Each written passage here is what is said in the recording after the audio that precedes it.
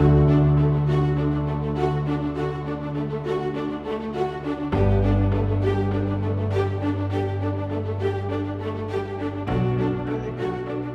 right. Hello, everyone. I'm Mike Jack Stumbos, and welcome to the Author Q&A, a discussion about the upcoming anthology Murderfish. I'm the editor of the Unhelpful Encyclopedia series, which includes Murder Birds, Murder Bugs, and now coming out with Murderfish. We can see some of the illustrations out here, and very soon we will have physical copies in hand that we can send out to everyone. And I'm joined by a bunch of the authors. We're going to talk about their stories, their process of writing them, and give you a couple of quick sneak peeks and previews. I've gone to the wide view so we can see the whole gallery, so if authors want to give a brief wave, they are welcome to do so. And there we go, we got wave on cue. And we're going to start by having the authors who are here give their name, the title of their story, and a brief teaser for what you can expect in that story. Now, I will note we've got 22 stories total in the anthology, and so we don't have all of the authors here, but you'll get to see a nice sample of the different specimens. All right. Ooh, and there's one thing that I forgot to say. All right. Your name, the title of your story, and the featured fish. That way people know which fish we're digging into. Okay. So with that noted, as I see if there's anyone who is trying to log on that is having issues, because I just got an email about that. I want to make sure that I have that. All right, I'm going to go ahead and just start working through in the order that people are showing up on my screen, not necessarily in alphabetical order, but we'll start with M. McNamara. So you can go ahead and unmute yourself, and I'll go ahead and pin you so that, yeah, go ahead. Great. Thanks, Mike. Hi, everyone. So I'm M. McNamara, Marissa McNamara. My story is called The Witch of Tarthus. The featured fish or aquatic creature is the octopus. And the story is about a spaceship crew that goes to explore an alien planet, and they find an alien life form, but it doesn't maybe turn out to be what they thought. Craziness ensues. Okay. Excellent. Thank you. All right. Ray. Ray, go ahead. Tell us about your story. Yes, I am Ray Zacek. Can everybody hear me? Yes.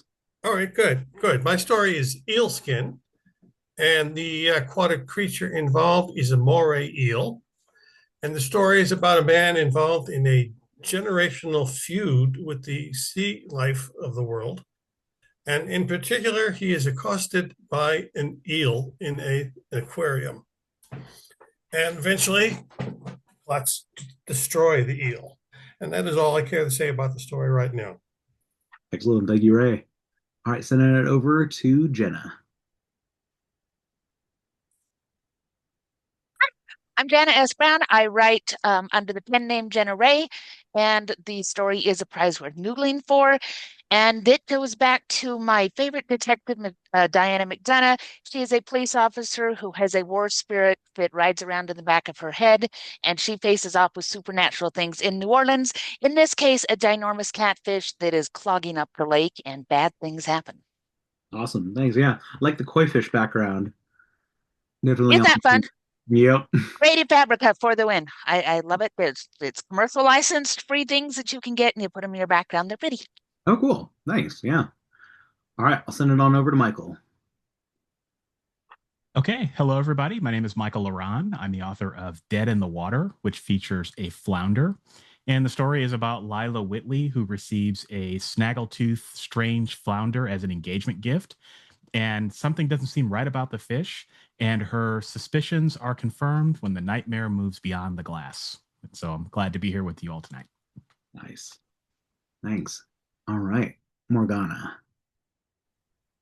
Hello, hello. My name is Morgana Clark. I write mostly short fiction across the spectrum from science fiction to fantasy. The characters do tend to stay universally snarky, though, and my story for Murderfish is no exception. So, Upstaged by Aliens is a story about a dolphin. I know it's not technically a fish. His name is Phantom the Magnificent, and yes, he does have a rather high opinion of himself, as you might think.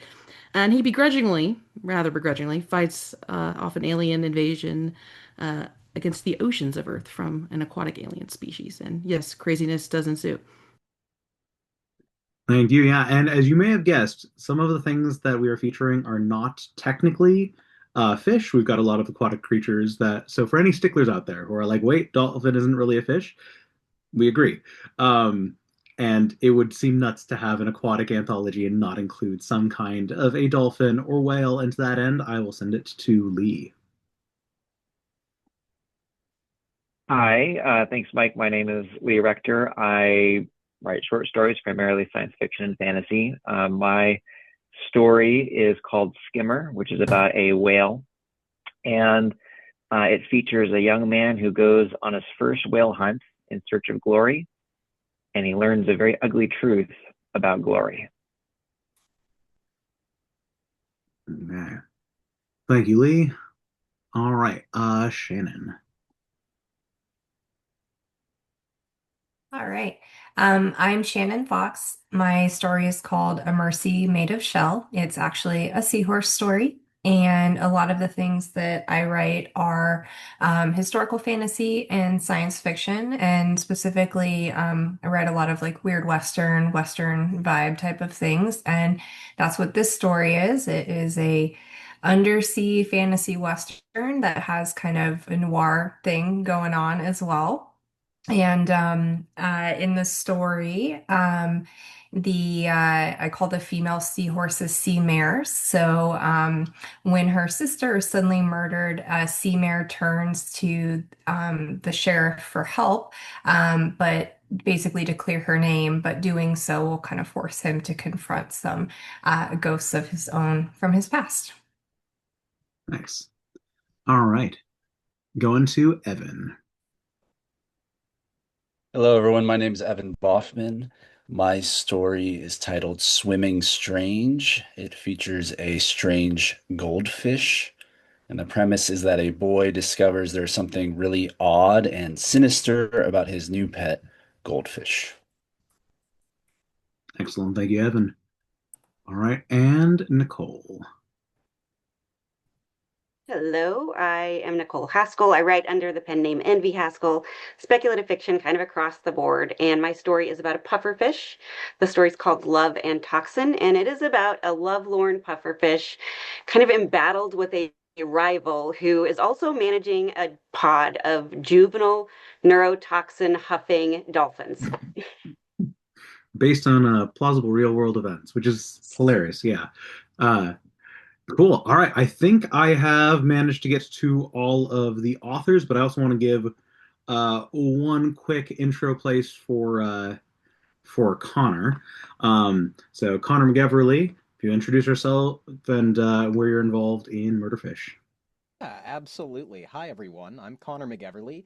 I have had the honor, privilege, and pleasure of being the narrator for the audiobooks for all of the Unhelpful Encyclopedia so far, so it's been really awesome to get to perform everyone's stories. I love hearing everyone, share their synopses, because I've read your stories, I know, and it's so fun to hear all of your snippets and know what happens. So I'm a voice actor. I do other audiobooks. I also do some podcast production on the side, and I have a couple of podcasts that some authors here have interviewed on. So yeah, that's what I do.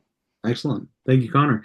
And also, if any of the authors here are looking to do some interviews and some podcasting, yeah, reach out to Connor. If you don't know how to contact him, reach out to me, and I'll put you all in touch. I also want to do a quick shout out. So my wife Morrigan, you might have noticed similar last names and think that Stumbos isn't common. My wife Morrigan is helping out and moderating this one. Has also been one of the selection readers and sort of like a first reader for a lot of the anthologies. And so we've been working together with WonderBird Press to be able to produce these ones. And one other quick shout out because, well, I'm hosting this and I can do the self-indulgent stuff. My mom's also here on this on the author Q&A. So hello, Mom. Thank you for joining us. All right. So with the intros out of the way, we're going to go ahead and dig through some of the questions. We're kind of doing this as a panel style. So if you like going to conventions and having a big row of authors who can go down the line and answer questions, that's kind of the mode that we're going with here. So after we've done the initial introductions, we're going to start with how did you come up with your story idea? This is a frequently asked question for a lot of folks when they're reading anthologies and they're like, this is so creative, this is so outlandish. How did you come up with this? Where did it pop into your mind? And sometimes the answers will really surprise you. I'm going to have Evan start us out on this one, and then I'll jump over to Marissa. I'll let you know when you're on deck. All right, so Evan, how'd you get the idea? Yeah, so I write all kinds of horror, but primarily because I am a teacher, I write a lot of horror that's appropriate for young audiences. I grew up like a lot of people really getting into R.L. Stine and Goosebumps when I was at a young age. So this story, Swimming Strange, is kind of in that vein. It's very goosebumpsy, and it has a very kind of goosebumps ending to it as well. And as far as like the premise of the goldfish and everything, this actually was written years ago for a different anthology opportunity about strange pets at a pet store, and that for various reasons that anthology kind of fell apart. But I had this story lying around. It was like an orphan. I didn't have anywhere to submit it to. And then when I saw this opportunity for Murderfish, I thought, why not? I mean, it is kind of I mean, it fits the fish part of it, maybe not the murder so much since it's lighter on the horror. Um, but I was very pleasantly surprised that it got accepted and honored as well.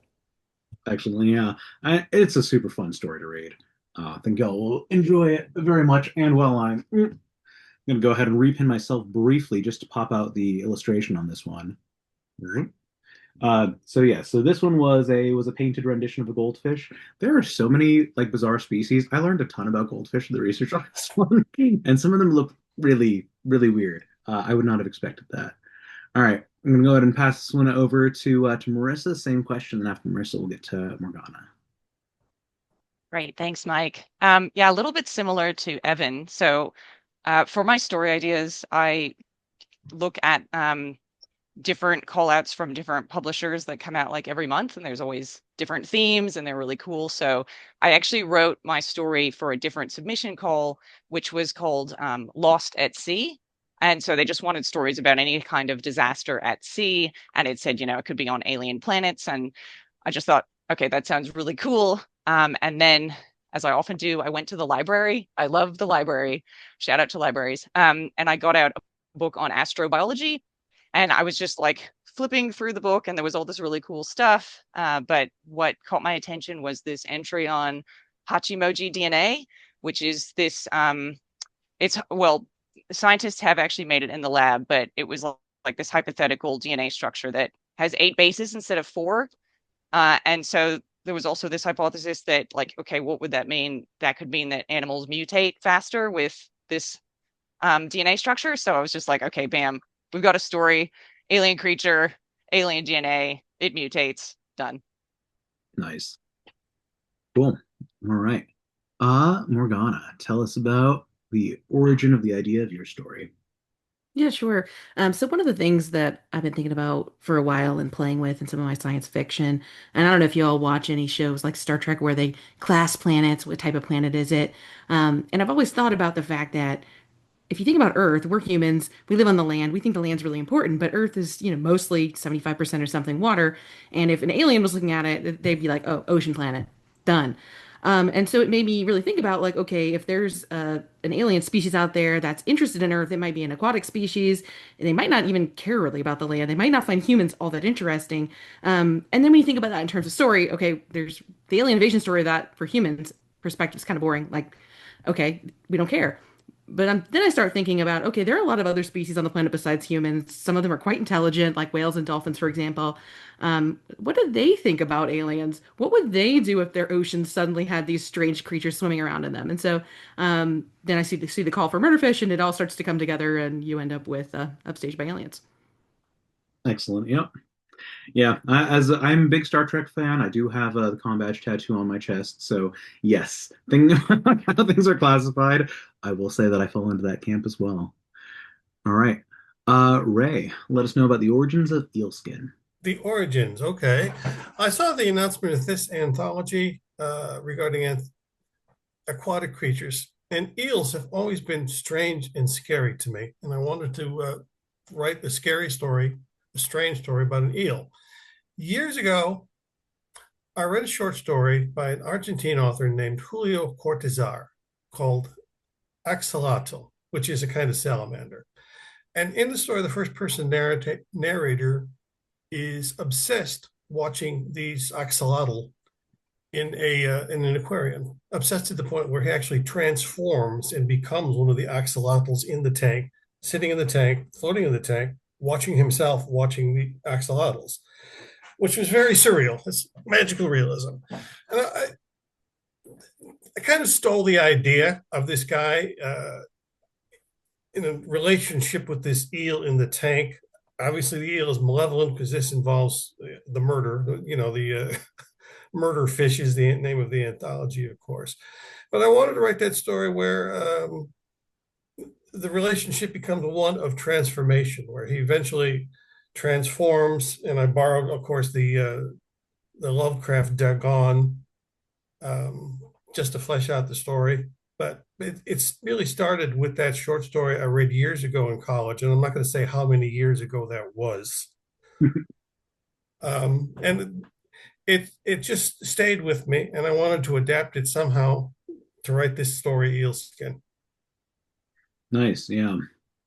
Yep, the Dagon bit, I remember what most stood out to me in the while reading it, there was a phrase Dagon's Agon. I'm like, ooh. Yeah. Yeah. Kind of thing that I would want to make t-shirts for, but I don't know if a lot of other people would track it, but that's okay. All right. So we're going to move on to the next question about the stories. Another frequently asked one that's a lot of fun to dig into because people get excited whenever they get to talk about it is, what is your favorite part of your story? So the other rephrase, if you want to think about like what was the part that you most enjoyed about writing it, but sometimes you can just be like, this is the scene that I want to dig into and tell people about. So we'll start with Lee on this one and then jump over to Shannon. Lee, go ahead and tell us the favorite part of your story. Great. My favorite part of writing my story was describing my whale, and it's a fantastical whale. It's not a whale that exactly exists today, although it's very much based off of whales we have in our ocean. But my granddad, when he was still around, he did skin diving, and he would come home with abalone, which are these dinner plate size shellfish. And on the inside of those shells is a beautiful, gorgeous mother of pearl. You have the white blending with the pink, with the green, with the blue. Each one is unique, each one is special, but all of them are gorgeous. And but he'd bring them home. You actually have to use a pry bar in order to peel these things off the rocks.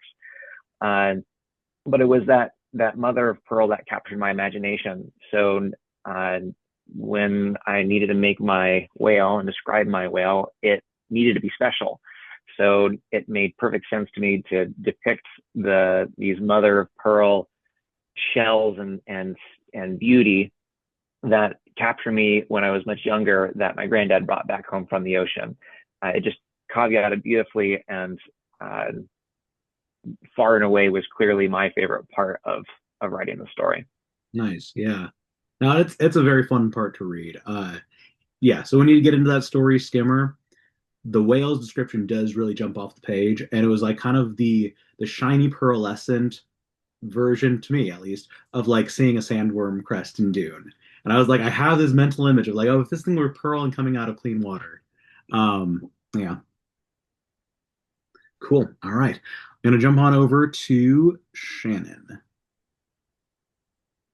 So my favorite part of writing my story was actually coming up with all the settings for it. It takes place just in one undersea town, but you get to see a lot of different spaces. And one thing that's kind of happened when I first started writing historical fantasy is I started writing really like at the turn of the century, like late 19th century. And then, that kind of in recent years have gone backwards a little bit. So it's been kind of like Civil War to turn of the century. So the Weird West thing is definitely my jam. So being able to put that in a story like this, to take all that specialized knowledge, because of course I just keep reading more and learning more stuff, putting it into this story and then reimagining, okay, here's all the things that I absolutely love about that when it's, in the real world, when it's on Earth and not under the ocean, but actually taking that and what does that look like when we are under the sea and how can we blend that together? And I think was really fun. It was definitely my favorite part of the process. And for a short story that's not really that long, we get to see a number of like different spaces that I think they're all pretty unique from each other. And I just really enjoyed crafting them and making them feel like a good blend of all those things. So hopefully when you read the story, you will like that as well. Yeah. Awesome. Thank you. It was a very cool aquatic city, and being able to get like sort of the reef version of a saloon, that was delightful. All right. I'm going to go ahead and send it on over to Morgana, and then we'll have Evan round it out on this one. Oh, that is an added pin, not a drat. I have clicked the wrong thing, but you can go ahead and get us started on one pin over here. All right, I'll go ahead and get started. So for me, my favorite part of Upstage by Aliens was the character, Phantom, and just seeing the world through his first-person voice. As someone personally who's really not all that confident in my real life, it was really refreshing to write from the perspective of a character whose ego is basically the size of the entire ocean. So, people trying to bully him in the story, try to tear him down in the story, it just bounces right off of him. It's very satisfying. And then also, of course, it gets him oversaid too. He gets himself into some amusing situations through being a little overconfident. But he really made me laugh, and I hope that he makes you all laugh as much as he did for me. Awesome. All right, and sending it over to Evan for your favorite part of Swimming Strange. Yeah, so there's a point in the story where the main character, Dex, realizes there's more to the goldfish than meets the eye, and he starts to, well, he discovers that the goldfish has a dark history, a dark past of some kind, and the goldfish is somehow starting to change Dex's home into its previous home environment, and you learn along with Dex what that place was. So it's kind of fun trying to figure out how to um, change a suburban home into like a strange goldfish, I don't know, home environment. So that was fun. And then I'm a playwright, so I enjoy writing dialogue. So it was really fun, especially at the beginning of the story, to have it's kind of like quirky conversations between the main character and his parents, or the main character and the pet store owner as well. Yeah, nice. Yeah, and with that one, I think when you submitted the story, you referred to it as the goldfish from the Black Lagoon as the type of creature. And so going into that and also having the dialogue where Dex is realizing it and nobody believes that he's found the goldfish from the Black Lagoon. Yeah, no, it was a fun chunk of dialogue. All right. Um, Connor, wonder if you want to jump in with this. You've had a chance to read through I'm going to say most of the stories. I don't know if you've had a if you've I don't know where you're at in that process, but I'm going to say most of the stories. And, not to necessarily pick favorites, but do you have any favorite-ish characters that you've voiced or moments that really stood out in that process? Yeah, I mean, so I guess because this is really important. I have not finished every single story. I'm like down to the last three at this point, but we're getting close. Um, you know, I think that's hard to say what's like a favorite story or favorite character, but I'd have to say like maybe one of my favorite things about doing this book is seeing one is getting to have a very diverse range. So like I get, different voice prompts so I can show off a bunch of different types of voices, and that's a ton of fun.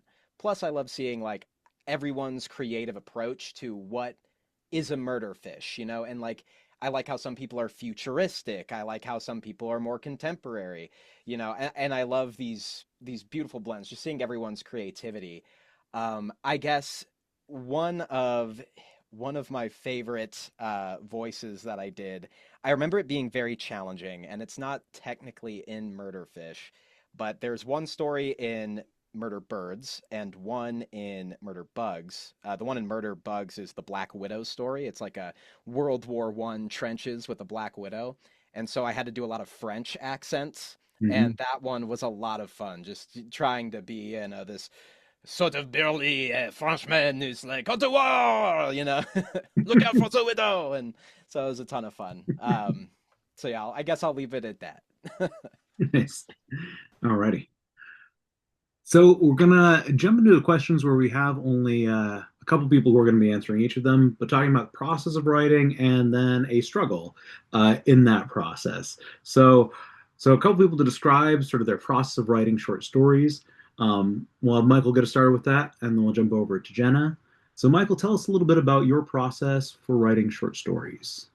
Yeah, so I go by the seat of my pants. So I'm what you would call a pantser. All I have at the very beginning of a story is a concept in my head, which for this story was a murderous flounder with a snaggletooth and the protagonist. And all I know is that because of the prompt of this anthology, this fish has to murder somebody at the end of the story. And I have no idea how I'm going to do that, how I'm going to get from point A to point B. And so as the reader discovers the story, you can know that I had no idea what was going to happen until I wrote it. And so that's my process. It's a process I follow that a lot of short story writers have used over the ages. And I think it's fun because if I don't know what's going to happen, then I think the reader, the surprises and the twists at the end, they feel a little bit sweeter. And I would say, to answer the second part of your question is the struggle. I think sometimes the struggle is, how do I get that character from point A to point B? And sometimes I do come into blocks. It's like, okay, well, if the fish is in the aquarium, how would it get out of the aquarium? And then you kind of have to solve some problems. So it's kind of fun, but it can be a little agonizing in the middle of the writing process until you get it right. But that's my process in a nutshell. Awesome. Thank you for sharing. Yeah. And something kind of funny that, you might not have run into yet. Hang on just a moment. So there's another story in the anthology from an author who is not on this call, so Azure Arthur, who also wrote about a fish in an aquarium that is trying to kill its owner. Very different tone, very different style. And so you each had kind of like a thing that you had to figure out the obstacle, how to get around that. Cool. And yeah, personally, I really enjoyed seeing those in parallel. And I'm hoping a lot of readers will too. Cool. Thank you for sharing. All right. I'm going to go over to Jenna. Well, it's kind of fun that Michael and I were paired on this one because I am a plotter when it comes to my short stories. I always start with character because with short stories, you've only got so many words to work with. And I write a lot of novels where I've got 80,000, 100,000. I have all sorts of words to play with. But then you come to these shorts and it's like 5,000, hard stop. And it's like, I can't even get a story started within 5,000 words if I don't think about it. So mine's always figuring out which character is right for this because I find that my character driven short stories is where I get the most fun for me and where I get the best reader feedback when they go, this is a character I really want to go into the story with. And then it's matching that character to whatever the theme is. So with this one, Diana McDonough is a character that I have been with for a long time. I read a lot of short stories with her. I have novels coming out with her next year. And so anytime that something comes into a contemporary, yes, we can go and fight monsters and do that kind of thing, she pops right into my head because I know her very well. She's very well developed, and then I can put her against those things. And so then I do break it up to the structure of, okay, I need an introduction to bring in that problem. And then there's going to be 2 to 3 try-fail things where she either has to get more information or try something and have it work or have it not work. And that's all going to build to my climax. And I almost always know the climactic scene from the beginning. I know where the intro is, I know where the climax is, and then I just bridge those. And then it's all right, where's our denouement? And very often with her, it ends up with her eating something because that's just kind of how she releases. And then, that's totally an author insert. It's like big things have happened in my life. I'm eating ice cream, man. I finished this. I fought this good fight. I'm eating ice cream. So that's kind of how I do it. Is I do plot in those points, and then there's some discovery writing as I go as to okay, specifically what are the things that are going to happen. Some of that discovers, but I know where it's going to happen, so I can keep it in my word count. Nice. Yeah. And having read multiple things of Diana McDonough now, yeah, I can say that she's a very fun character to read, and also she sounds very natural on the page. If you're an urban fantasy reader, um, I would phrase it in sort of like the Southern Bayou answer to something like a Harry Dresden, although probably I would say more likable. Not saying that Harry Dresden's a bad person. I don't necessarily want to get a cup of coffee with him in the same way that I would want to get a cup of coffee with Diana McDonough. Um, Yay! all right. And yeah, so we were talking about the process, and Lee was also going to tell us about a struggle. So it's something that you struggle with while writing your story, and how did you deal with it? I'll pass it on over to Lee. Yeah, so in my story, Skimmer, which is about the whale, my story broke my heart because was my beginning struggle, and I was right there with my character when he made his fateful mistake, and I just had a hard time writing it. It crushed my soul just as much as it crushed his. And when I initially wrote it, the truth is I held back. I did not want to write the story as I knew it was. And it was when our fearless editor, he made a note, and it was clear from that note that I needed to write the story as it was, even if it meant breaking my heart. So I struggled through it, and the story is better for it. I think you'll love it. And fundamentally, the way I dealt with my struggle was just get there and write the truth, and you'll build a beautiful story that way. Yeah. No. And it's one of those things. I will admit, I felt very bad about like here's a way you can twist the knife and hurt this character more. And it was one of those things where, yeah, when I sent the note, I think my phrasing was even like, hey, I don't want to force you to do this thing, but there's this opportunity to do one more twist of the knife, and I'm curious if you think it would work. And yeah, and when you took the edit and like you wrote in a couple new paragraphs, and no, it was intense. It was a full body chills moment. Yeah, definitely got a lot out of that read. So very much appreciate the Yeah. full stories, and yeah, it was great working with you on it. Alrighty. Right. Read the story expecting to feel some feels. Yeah. At the end. Yep. Yeah, and as a general comment on Murderfish, the whole Unhelpful Encyclopedia, most of the stories we tend to kind of plop into three camps. There are the ones that are like, they're going to be very much suspense, so like a Jurassic Park style feel. There are some that are humorous, and they're going to take a cheeky approach to it. And then there are some that are like they're going to be weirder, harder, more gut wrenching, and they're going to dig in and twist the knife a little bit. And personally, I like to have kind of that that balance of rough thirds. And yeah, and hopefully when people are reading it, they'll enjoy that range as well. All right, cool. So we're gonna dig into advice. So for people who are listening and watching to this point, it is possible that you really like reading some of the work of some of the authors on here, which is great, or discovering your new favorite author and want to continue and follow all of their stuff. We also have had a lot of people who are writers, especially like emerging or new short story writers who are sending to calls, some calls that I'm working on through WonderBird Press or other presses, or things that, just, yeah, out there in the speculative fiction world. And so we like to have an advice portion. Like, what is something that you would recommend for authors who are working on getting into the short story game? Either you're writing your first short stories, or you've written a handful of them and are looking to send out and publish more. So what advice do you have for short story authors looking to get their work published? All right, and we'll have Nicole get us started here, and then we'll jump back to Jenna. Go ahead. Okay. So I do a lot of slush reading for places, anthologies, and some magazines. And the number one mistake I see is new writers don't answer the call that was put out. They don't write to the call. which they may have written a brilliant story and they're just trying to send, but it doesn't hit the call, which means it's going to automatically be a rejection. That's probably the big thing. Formatting you can kind of get around because, that's fine. That can all be handled in editing. That's fine. But not answering the call or even just thinking that you can go above that word count and then it's going to be okay. And I think too, if you're going for like a call, it's good to go for that mid-range number of what they're looking for. So if the top is like 5,000 words, maybe go for like 3,500 words because that allows space then if you do that for more stories in general. Whereas if you're at that top number, it could actually kind of, maybe take some of the maybe stories out of the equation.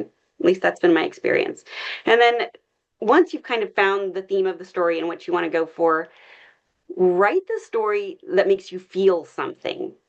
And it doesn't matter how you do it, if it's plotting or pantsing, it doesn't matter. Whatever works for you, make sure you feel something as you're writing it, whether it's humor, whether it's poignant, whatever that is, evoke some emotion and then let it sit for a little bit, reread it, and see if you can come at it with a fresh set of eyes and see what needs to be tweaked to lean into that emotion.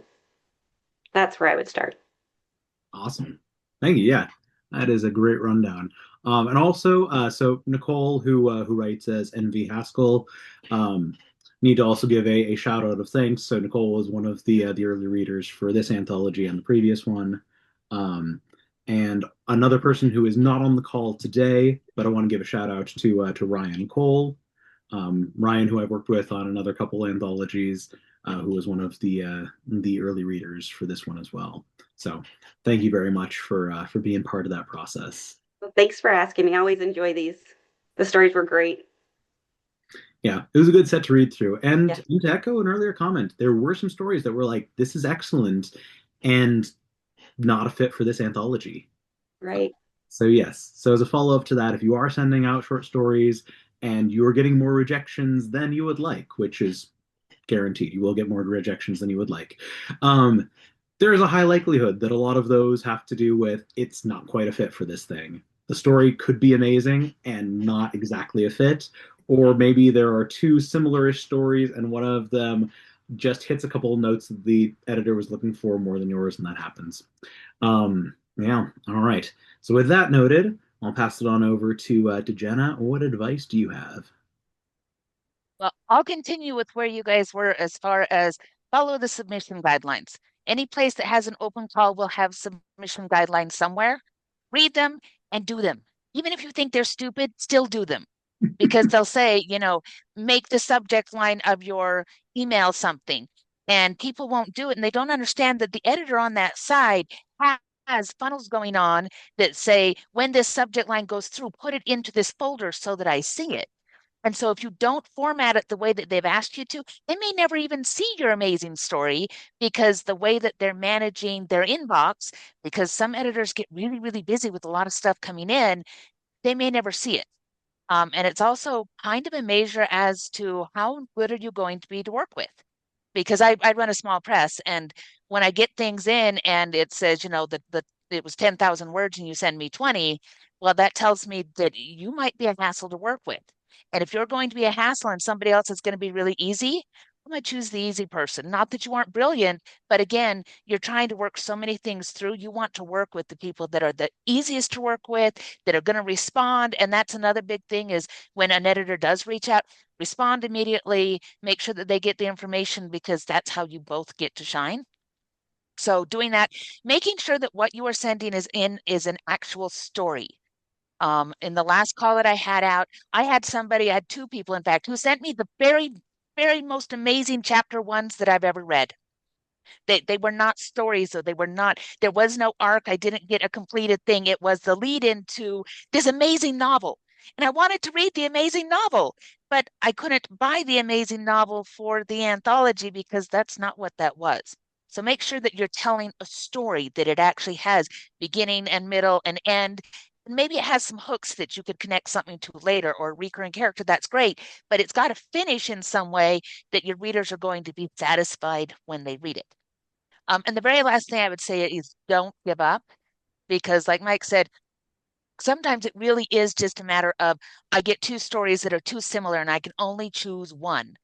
And so it's little stupid things that are the decision of why I choose this one versus that one.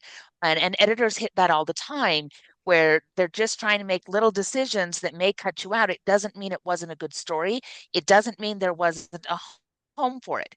So for Murder Bugs, I wrote another Diana story and I sent it in and I made it almost to the end. And Mike wrote me and finally says, there's not enough bugs. There's too much werewolf and not enough bugs. And he was totally right. For his anthology, there were too many werewolves and not quite enough bugs. Now I took that and I turned it around and I sold it to Camden Park Press 3 months later because she wanted that for exactly what it was. And that happens a lot where you're going to find out that just because it didn't work for you, for this particular call, you can sometimes make 0 changes to it, absolutely 0, turn it around, send it to another call, and it's going to get sold. And even if it doesn't, there are no wasted words, so you can use it as a lead magnet. You can use it in a collection. There is always something you can do with your short stories, so don't give up on them and don't give up on getting them out there. Yep. So there we go. That's everything I have to say. Awesome, thanks. Yeah, and as far your commentary about the murder bug story that went to Camden Park, and I'm guessing Lynn Worthen was the editor. Amusingly enough, I actually sent a story to Lynn at one point that she rejected because it fit too much in a certain focus, and that was great advice for me because then I ended up sending it to an anthology that was focused on that thing that she said, "Oh, it's to this," which great when that happens. I'm not remembering which story that was now, but that's okay. All right. And we had a couple other people who said they might chime in on this one, if time, and I think we are in the if time. So want to check in if Michael or Shannon want to drop another bit of advice here. So we'll jump over to Michael and then Shannon for advice for short stories. Yeah, I'll take a craft level perspective. So the most important thing if you want to learn how to write short stories is to commit to short stories as an art form. And the best way to do that is to read an ungodly amount of short stories. And the best way that I've learned to do that is the Ray Bradbury challenge. So reading a short story every day for, he said 1,000 nights. I think if you can do it for a year, you're golden. And just read as widely as you can. You know, read everybody, read the contemporaries, read the classics, read, anthologies, anything you can get your hands on, just so you can start to get ideas about how to write and what to write. And then the second piece of advice I would encourage people to really think about is to read the two fathers of the short story. So French writer Guy de Maupassant and Russian writer Anton Chekhov. Those two are considered, they were born, I think, within 10 years of each other in the mid 1800s.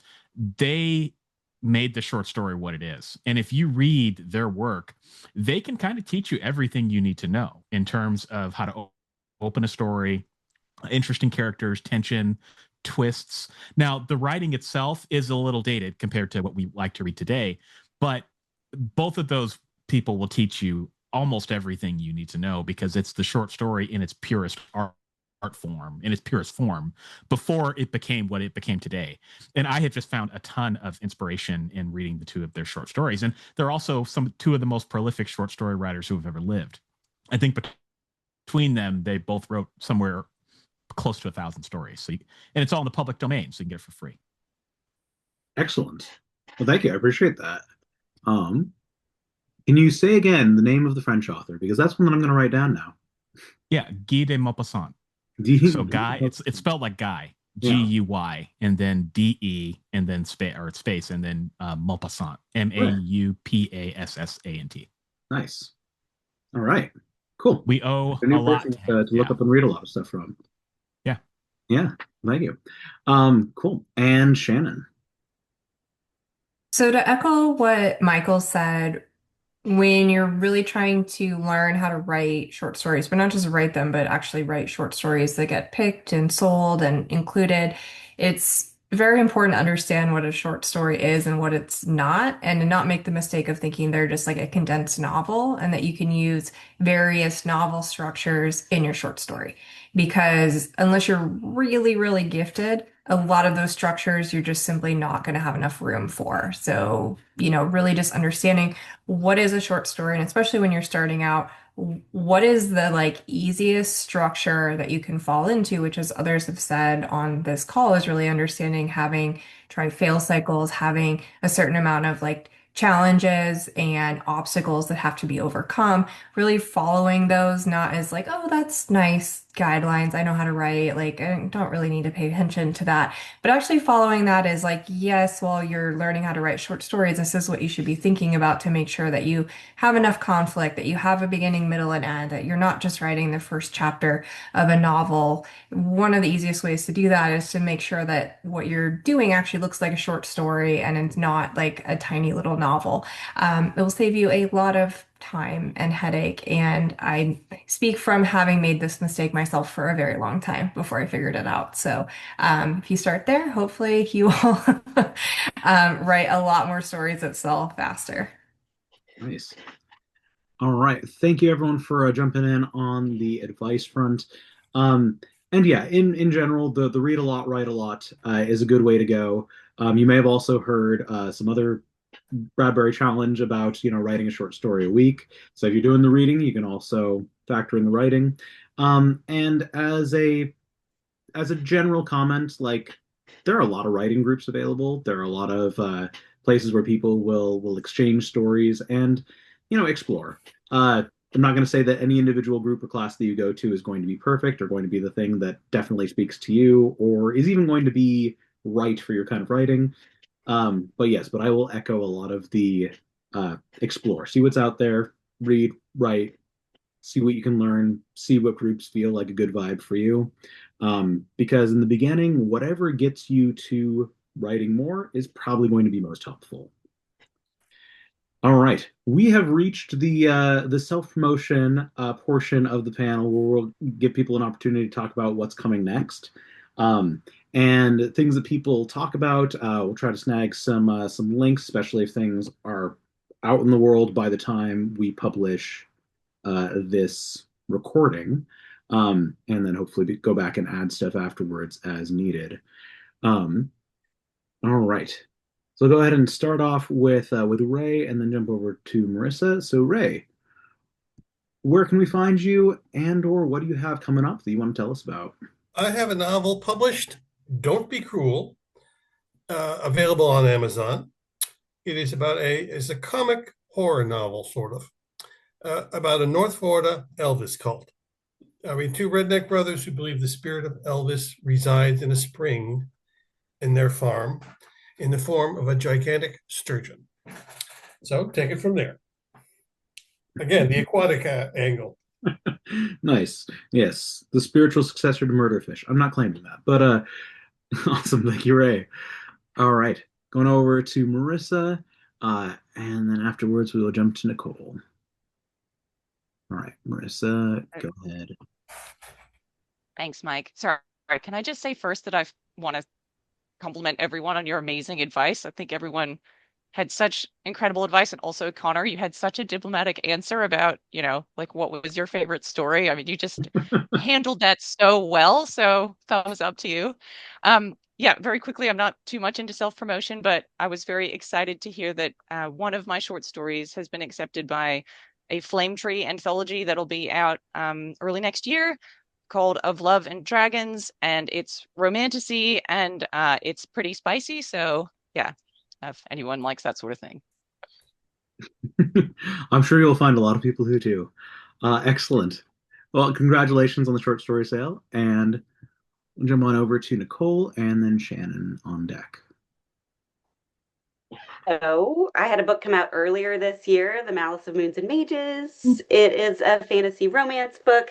It's the first in a trilogy through Cursed Dragonship Publishing. And then I also have a book out on submission right now, so hopefully we'll hear something about that soon.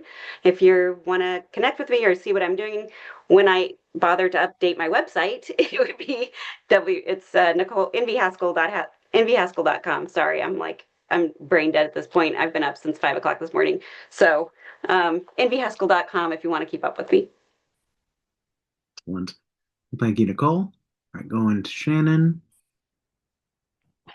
So I'm on social media as Shannon Lynn Fox, which is how my name appears in the anthology. I typically write under my full name for anything fantasy related. My website is shannon-fox.com. It seems to not be responding right now, but usually it works. I have mostly been working on a book series, which is going to come out with Ronan Weatherford. The series is Black Hills Arcana, and the first book is called Death Rides in Autumn. It's set during the Black Hills Gold Rush. It is a weird Western, fantasy Western. So if you like some of the vibes in my story for Murderfish, and you want to see what that looks like on the on land setting, connect with me. I'm hoping the first book will be out next year. It might be moving to the following year, but it will be a 4-book series, and I'm very excited about that. Awesome. Well, so we can say forthcoming, even if we don't know the exact year. All right. And let's see. I'm going to Jenna and all right, Jenna, go ahead. Oh, fantastic. You can find me over at my website at linktr.ee/Opal Kingdom Press, or you can go straight to opalkingdompress.com. Myself and my various pen names hang out over there. I have a bunch because I can't commit to a single genre. And so there's lots of me hanging around. Also, if you search for either of these pen names online, I am the official loser at hide and go seek on the internet. So if you look for Jana S. Brown or Jenna Ray and attach it to publishing, it's probably me. There's a 99.9% chance that it's me, and you can find me because I'm terrible at hiding. I'm also the co-host, one of the co-hosts at the Blasters and Blade podcast. So we are always looking for listeners. We are looking for authors who want to come and talk to us about all of your nerdy passions. And we interview artists and comic books and narrators and anybody who wants to come and get geeky with us. So come on over to Blasters and Blades. And as far as what I'm working on, I have a release with Lynn Worthen with Camden Park Press coming out for December. That is her holiday hijinks books. This one is what is it? It's toys and teddy bears. This is an amazing series. It's going to be 12 books long. She releases one every single Christmas, and every Christmas it's a different theme. So this year it's teddy bears and toys. One year it was elves, one year it was Santa, one year it was Jingle Bells. So she has this whole thing. And so every year you can get in there just cute little pocket fit into a stocking kind of books. And then I will have a Diana book coming out next year and probably 3 other pieces. I'm independently published, and so I publish a lot. Excellent. All right. Jumping on over to Connor. Connor, so Connor, our narrator, jump back in and let us know about where people can find you and any fun upcoming projects you want to announce. Yeah, for sure. And I like how we have like 2 podcasters rounding out the self-promotion, it's just how it goes. We love that stuff. So you can find me on social media. I'm most active on Instagram at L Connor Voice.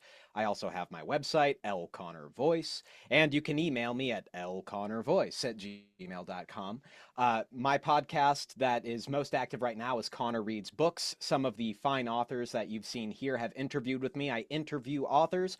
I also read stories from the public domain or stories that I've been given permission. So Marissa, we actually had a story read for her earlier this year. Welcome to the Fantasy Fair. Tons of fun. And Mike, thank you for saying it in the beginning, because I mean to say this, but any authors here, any authors listening, if you're interested in coming and interviewing with me, if you have some short story that you're interested turning into audio, let's talk. Let's make something happen. And Jana, I think we should definitely we should podcast together. I think maybe a little bit. Oh yeah, we should be friends. It's totally a thing. Absolutely, hands down. Well, and yeah, I just thank you so much for allowing me to be here. It's really super awesome to get to see all of these really talented authors, and it's been so fun to like read all of your works. It's really been a joy. Awesome. Well, thank you, Connor. Yeah, I appreciate the work you've been doing on the audiobooks. They're a lot of fun to listen to. I would highly recommend them. That is one of those things that I will definitely continue to promote as well. So if you're listening to this recording in podcast form or watching it on YouTube or some other kind of streamer, and you haven't yet listened to any of the Unhelpful Encyclopedia, I would take a look at them. So we'll have Murderfish out along with Murderbirds and Murderbugs very fun listens. So I'm big on recommending those when possible as well. And so yeah, so to round out the self-promotion side of things, I'm Mike Jack Stumbos, editor with WonderBird Press. And WonderBird Press anthologies, we've got the Unhelpful Encyclopedia series. The Vampire Survival Guide is the first in our Monstrous Guidebook collection. The Vampire Survival Guide is stories about vampires trying to survive humans, not the other way around. And after after a bit of a delay on that one, we're finally like, okay, we're gonna open back up and do the next one in that series so we can do the Werewolf Survival Guide. And in the Unhelpful Encyclopedia side, we are hoping to do two slightly smaller anthologies next year, featuring reptiles because we don't have a reptile focus yet, and weirdly enough, plants. Some version of carnivorous flora has come up as a curiosity and suggestion, so we're going to be doing sinister scales and perilous plants. By the time that this video and or audio recording is posted, we will also have the full gallery of the illustrations for Murderfish up on our Patreon, so the WonderBird Press Patreon page, which is entirely free. This is not a, whatever amount of paywall in order to see the stuff. Now you just basically click to say you're a member of the Patreon. And the reason we do that is because we have more control over that than a lot of other social media stuff in terms of the advertisements that click in from other folks. So yeah, so if you want to see the full range of illustrations, you can get them in the copy of the Murderfish book, ebook, or physical copy. But if you're doing the audiobook, you can still see the illustrations. We will have the gallery up on our Patreon. All right, that is my stuff that I kind of need to say so that I don't feel like I'm doing a bad job of being a publisher. But thank you all for joining us for this call. We're gonna go ahead and wrap this one up. Thank you, authors of Murderfish. Shout out to the authors who weren't able to make it. Your stories are excellent. Definitely appreciate you being part of the collection. Hopefully, you enjoyed listening to this conversation. And yeah, I'm sure all the authors are really looking forward to listening to the recordings of their stories as well. Thank you all for joining. Have a great night. Bye.